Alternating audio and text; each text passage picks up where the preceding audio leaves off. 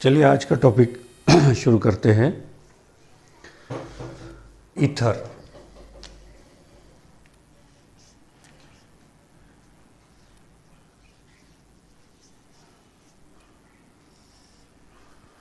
इससे पहले हमने अल्कोहल और फिनॉल के बारे में स्टडी किए हैं। तीसरा पार्ट है ईथर। आपके पुराने बुक में जो है ईथर के बारे में डिटेल दिया गया है, लेकिन न्यू सिलेबस में ईथर का जो कंटेंट है, रिड्यूस सिलेबस नहीं, न्यू सिलेबस। रिड्यूस सिलेबस में ईथर है, लेकिन जो नया सिलेबस है उसमें ईथर को बहुत शॉर्ट कर दिया गया है। बहुत सारी प्रिपरेशंस और रिएक्शंस उसमें से कट कर दी गई है। तो यहाँ टॉपिक आपको देखना है पुरानी बुक के हिसाब से नहीं, ये कंटेंट देखकर आपको स्टडी करनी है। तो ईथर किसे कहा जाता है? ईथर जनरल फार्मूला ROR, या यहाँ पर फिनिल ग्रुप भी हो सकता है। तो यहाँ सब में पहले इसकी तारीफ बयान करना ज़रूरी है। ईथर की तारीफ 3 तरीके से हम बयान कर सकते हैं। नंबर 1, पानी का साल्मा HOH, जनरल H2O। यहाँ पर अगर हमने दोनों अल्कील ग्रुप को, हाइड्रोजन को अल्कील ग्रुप से रिप्लेस कर दिए, तो यहाँ पर ROR ये फार्मूला हासिल हो रहा है। तारीफ किस तरह से आएगी? पानी के डाई अल्कील मुहासिल को ईथर कहते हैं। दूसरी तारीफ, यहाँ पर अल्कोहल का जनरल फार्मूला आपको पता है, जबकि R बोले तो अल्कील ग्रुप। यहाँ पर हाइड्रोजन को रिप्लेस कर रहे हैं हम अल्कील ग्रुप से, ROR, ये मेहमान ग्रुप। तारीफ सिंपल, जो आपने प्रोसीजर करे हैं, अल्कोहल के अल्कील मुहासिल को ईथर कहते हैं। तारीफ नंबर 2। तारीफ नंबर 3, RH, ये अल्केन का फार्मूला है। अल्केन, कोई भी अल्कील ग्रुप में अगर आप हाइड्रोजन शामिल करते हैं तो वो अल्केन में तब्दील हो जाता है। मसलन CH3 में अगर H आपने शामिल किए तो CH4 बन गया, यानी मीथेन बन गया। तो यहाँ पर R अल्कील ग्रुप, ये हाइड्रोजन। इसके मुनासिबत से जो तारीफ करेंगे, R हाइड्रोजन को हम रिप्लेस कर रहे हैं अल्कोक्सी ग्रुप से, अल्कील और ऑक्सीजन अल्कोक्सी। तारीफ आएंगी अल्केन के अल्कोक्सी मुहासिल को ईथर कहते हैं। तो सिंपल तारीफें है। अब ये तारीफ जो है नॉमेनक्लेचर में इस्तेमाल होती है। तो इस तरह से 3 तरीके से आप ईथर की तारीफ बयान कर सकते हैं। पानी के डायल्किल मुहासिल को ईथर कहा जाता है, अल्कोहल के अल्कील मुहासिल को ईथर कहा जाता है, या अल्केन के अल्कोक्सी मुहासिल को ईथर कहते हैं। अब जमातबंदी, क्लासिफिकेशन। क्लासिफिकेशन जो है अल्कील ग्रुप के नोयत के बिना पर होती है। ऑक्सीजन से जो दोनों अल्कील ग्रुप जुड़े हैं उनके नेचर नोयत के मुनासिबत से। यहाँ पर पहले सिंपल ईथर, सिंपल ईथर। मसलन मिसाल पर से आपको समझ में आएगा, CH3O, ये CH3। गौर कीजिए यहाँ पर दोनों अल्कील ग्रुप कैसे हैं? सेम हैं। ऐसे ईथर जिनमें ऑक्सीजन से जुड़े दोनों अल्कील ग्रुप यकसा होते हैं उन्हें सिंपल ईथर यानी सादा ईथर कहते हैं। इसका नाम है डायमिथिल ईथर। दूसरी mixed ether.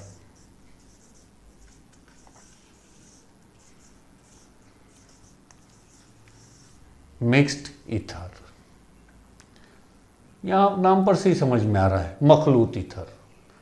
For example C2H5, यहाँ CH3। एक अल्कील ग्रुप जो है इथिल है और दूसरा मिथिल है। दोनों भी ग्रुप जो है अलग है, अलग अलग है।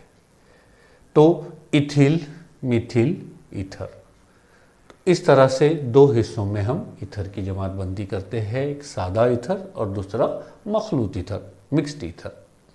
अब नॉमेनक्लेचर ध्यान दीजिए, एग्जाम में आपको नॉमेनक्लेचर नहीं पूछा जाएगा, लेकिन नाम मालूम होना ज़रूरी है, नाम किस तरह से दिया जाता है। तो आम निज़ाम में और IUPAC निज़ाम में, आम निज़ाम में अल्कील, अल्कील ईथर, या अगर दोनों अल्कील ग्रुप यकसा हो तो डाई अल्कील ईथर, और यहाँ पर अल्कोक्सी अल्केन, जो हमने तारीफ में बताया, एक अल्कोक्सी ग्रुप है और दूसरा अल्केन ग्रुप है। एग्जाम्पल लेते हैं, यहाँ पर CH3O CH3, दोनों अल्किल ग्रुप सेम है, मिथिल ग्रुप है, यहाँ सिंपल डाई मिथिल ईथर। अब दोनों अल्किल ग्रुप सेम है, तो यहाँ पर आप कोई भी अल्किल ग्रुप को यहाँ से ब्रेकअप कर दीजिए। दो हिस्सों में बांट दिए हमने, एक अल्कोक्सी ग्रुप है और एक कार्बन एक है, यानी अल्केन। यहाँ पर ये मिथॉक्सी है और ये एक कार्बन है, इसलिए मीथेन, नाम सिंपल आएगा मिथॉक्सी मीथेन, मिथॉक्सी मीथेन। दूसरी एग्जांपल ले रहे हैं हम, CH3 CH2O, यहाँ CH3। ध्यान रखिए यहाँ पर जो हमने लिए कि एक इथिल ग्रुप है, आप C2H5 भी लिख सकते हैं। यहाँ पर मिथिल ग्रुप है, तो पहले हुर्फी तरतीब के मुनासिबत से इथिल ग्रुप आएगा, बाद में मिथिल ग्रुप आएगा। यहाँ इथिल मिथिल ईथर। अब यहाँ गौर करना है कि दोनों तरफ अल्किल ग्रुप है, लेकिन दोनों की लेंथ अलग अलग है। यहाँ पर एक कार्बन है, यहाँ पर दो कार्बन है, तो लंबी जंजीर वाले को अल्केन माना जाता है, बचा हुआ ग्रुप अल्कोक्सी ग्रुप रहेगा। तो यहाँ पर दो कार्बन है, इसलिए इथेन, इथिल ग्रुप है एक्चुअली, लेकिन पेरेंट अल्केन माना जाता है उसे, तो इसे दो कार्बन है इसलिए इथेन, और दूसरा मिथॉक्सी, तो नाम आएगा मिथॉक्सी इथेन, मिथॉक्सी इथेन। इस तरह से हम ईथर को नाम दे सकते हैं। अब यहाँ पर प्रिपरेशन, ईथर की तैयारी। ईथर को किस तरह से तैयार किया जाता है? पहला जो तरीका है डिहाइड्रेशन, अल्कोहल का नाबीदगी अमल। अल्कोहल का नाबीदगी अमल जो है, लेकिन इसमें ध्यान में रखना है दर्जे हरारत बहुत ज़्यादा इम्पोर्टेंट है। अगर दर्जे हरारत में तब्दीली अगर आ गई तो आपको ईथर नहीं मिलेगा, अल्कीन मिलेगा। सिंपल डिहाइड्रेशन यानी अल्कोहल का नाबीदगी अमल। तो सब में पहले अल्कोहल ले रहे हैं C2, या आपने लिए C2H5OH। दो सालमात लेने हैं, मैं एक के नीचे एक लिख रहा हूं, C2H5OH।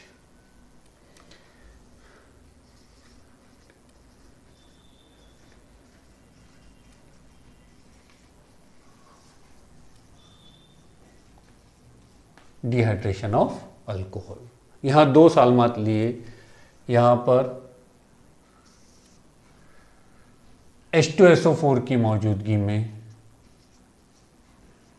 नाबीदगी मुतामिल है। और यहाँ पर इस बात को गौर रखें कि 413 केल्विन 413 413 केल्विन, 413 केल्विन पे हम अमल कर रहे हैं। 413 केल्विन, ये टेम्परेचर बहुत ज़्यादा इम्पोर्टेंट है। 413 केल्विन पर जब हम अमल करते हैं तो यहाँ से ये पानी का साल्मा खारिज हो जाएगा और यहाँ मिलेगा आपको जो प्रोडक्ट हासिल हो रहा है C2H5O, C2H5 प्लस H2O,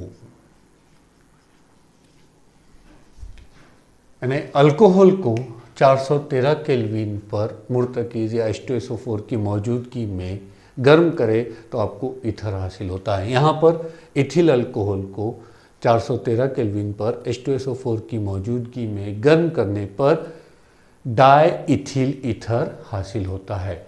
लेकिन इसके पहले बता चुका हूँ मैं कि एक बात जहन में रखनी है कि अगर हमने यही तामुल 443 केल्विन पर करे, यहाँ पर जो है CH3 CH2OH ethyl alcohol same, ये रिएक्शन हो चुकी है अपनी H2SO4 की मौजूदगी में 443 केल्विन पर।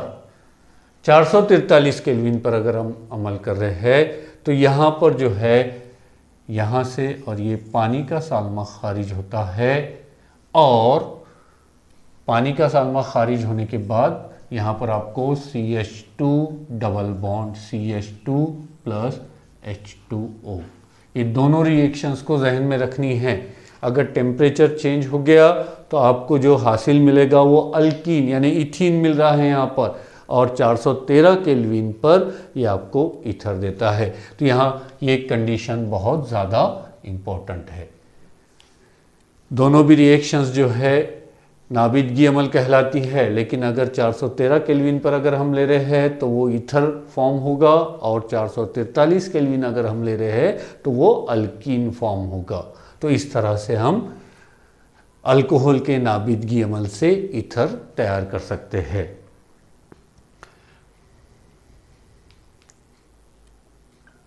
अब तरीका नंबर 2, विलियमसन सिंथेसिस।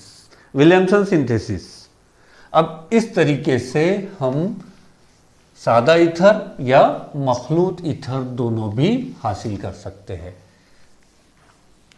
लेकिन विलियमसन सिंथेसिस से पहले एक एग्जांपल देता हूं मैं कि यहां पर लिए हमने ट्वाइस CH3OH मिथिल अल्कोहल लिए, तो मिथिल अल्कोहल से यहां पर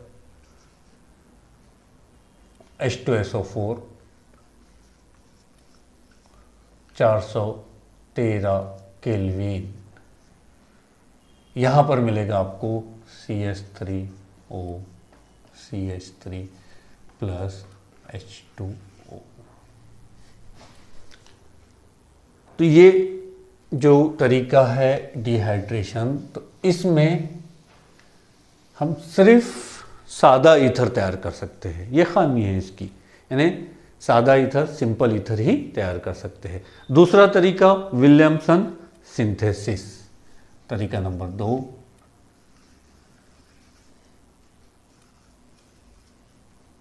विलियमसन सिंथेसिस।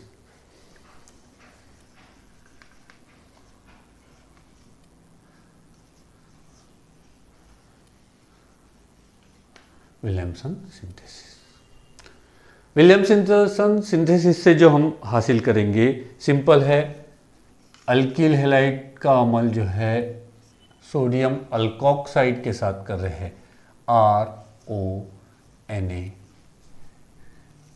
यहाँ पर आपको मिलेगा R, यहाँ डैश बताता हूँ RO और ये R प्लस NaX, ये ईथर। बहुत सादा तरीका है विलियम सिंथेसिस का। अल्किल हैलाइड का अमल सोडियम अल्कोक्साइड के साथ करने पर ईथर हासिल होता है। इस तरीके से हम सिंपल ईथर और मिक्स्ड ईथर दोनों भी तैयार कर सकते हैं। एग्जाम्पल ले रहे हैं हम यहाँ पर CH3C, CH3, यहाँ पर CH3O Na। सोडियम अगर मिथिल ग्रुप होता तो मिथॉक्साइड होता, इथिल ग्रुप होता तो इथॉक्साइड, ब्यूटिल ग्रुप है तो ब्यूटॉक्साइड, तो टर्शरी ब्यूटॉक्साइड कहेंगे सोडियम टर्शरी ब्यूटॉक्साइड। इसका अमल C2H5Cl इथिल क्लोराइड के साथ कर रहे हैं हम। तो यहां पर NaCl मिलेगा, क्या मिल रहा है आपको CH3CO। अब ये जो मेहमान ग्रुप है यहां पर लग जाएगा C2H5। Tertiary butyl ethyl ether. यहां पर आपने अगर मिथिल ग्रुप भी लिए समझो तो यहां CH3 लिए तो यहां पर चेंज क्या आएगा, सिर्फ मिथिल आएगा CH3, यानी एग्जांपल आप चेंज कर सकते हैं। टर्शरी ब्यूटिल मिथिल इथर नाम आएगा इसका, टर्शरी ब्यूटिल मिथिल इथर। तो इस तरह से हम विलियमसन सिंथेसिस से ईथर तैयार कर सकते हैं, सिंपल ईथर भी तैयार कर सकते हैं और मिक्स्ड ईथर भी तैयार कर सकते हैं। लेकिन एक बात आपको जहन में रखनी है कि जब भी लेना है तो यहाँ पर जो लेंगे आप, यहाँ पर मैंने देखिए टर्शरी ग्रुप लिया हूँ सोडियम के साथ में, अल्कोक्साइड के साथ में, लेकिन जब भी आप विलियमसन सिंथेसिस करते हैं तो यहाँ पर अल्किल ग्रुप जो है ये प्राइमरी होना चाहिए, अल्किल ग्रुप ये प्राइमरी होना चाहिए, क्योंकि अगर अल्किल ग्रुप जो है, अल्किल हैलाइड जो है ये प्राइमरी अल्किल हैलाइड होना चाहिए। अगर आपने सेकेंडरी और टर्शरी अल्किल ग्रुप लिया तो यहाँ पर आपको ईथर हासिल नहीं होगा, आपको अल्कीन हासिल होगा। वो किस तरह से मैं आपको बताता हूँ नेक्स्ट रिएक्शन में, कि अगर आपने अल्किल ग्रुप सेकेंडरी ले रहे हैं आप तो आपको अल्किल हैलाइड ग्रुप अगर सेकेंडरी और टर्शरी ले रहे हैं तो आपको अल्कीन हासिल होता है। तो एक बात जहन में रखनी है, जब भी विलियमसन सिंथेसिस अगर हम करते हैं तो यहाँ पर ये अल्किल हैलाइड ये प्राइमरी होना चाहिए, प्राइमरी होना चाहिए। दूसरी बात,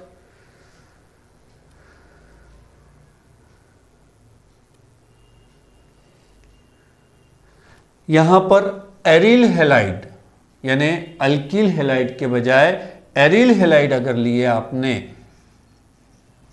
एरिल हैलाइड, तो ये रिएक्शन नहीं होती। यहां पर ये रिस्ट्रिक्शंस है, ये यहाँ पर इसकी पाबंदी है, आपको जहन में रखना है कि अल्किल हैलाइड ग्रुप जो है ये प्राइमरी होना चाहिए।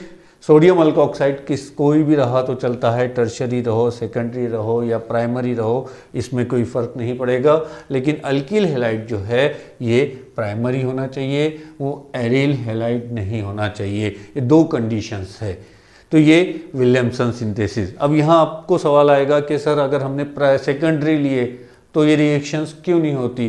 तो यहाँ पर होती है, लेकिन यहाँ पर आपको प्रोडक्ट ईथर नहीं मिलेगा, आपको जो प्रोडक्ट मिलेगा अल्कीन मिलेगा। यहाँ पर आप गौर कीजिए कि मैंने यहाँ पर C2H5ONa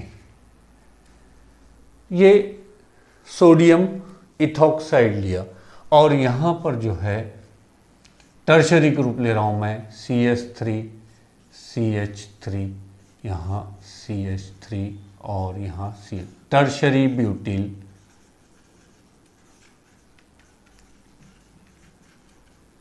chloride, tertiary butyl chloride लिया।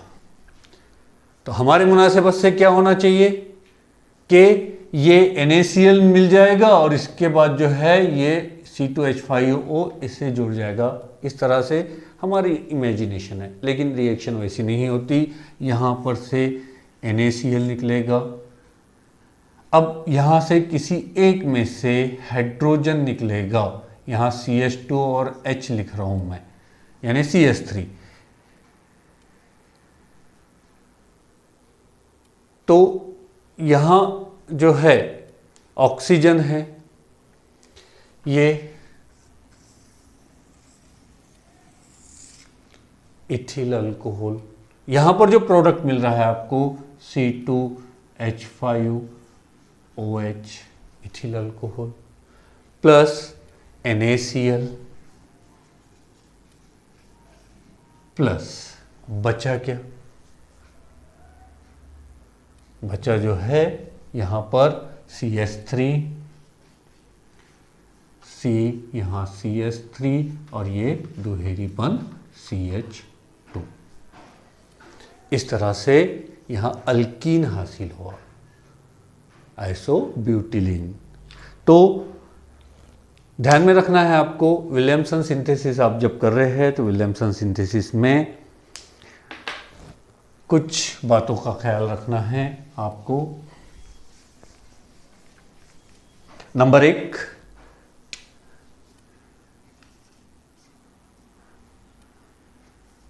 जो है अल्किल हैलाइड, ये प्राइमरी अल्किल हैलाइड होना चाहिए। नंबर 2, सेकेंडरी और टर्शरी अल्किल हैलाइड अगर लिए आपने तो आपको ईथर नहीं मिलता, आपको मिलता है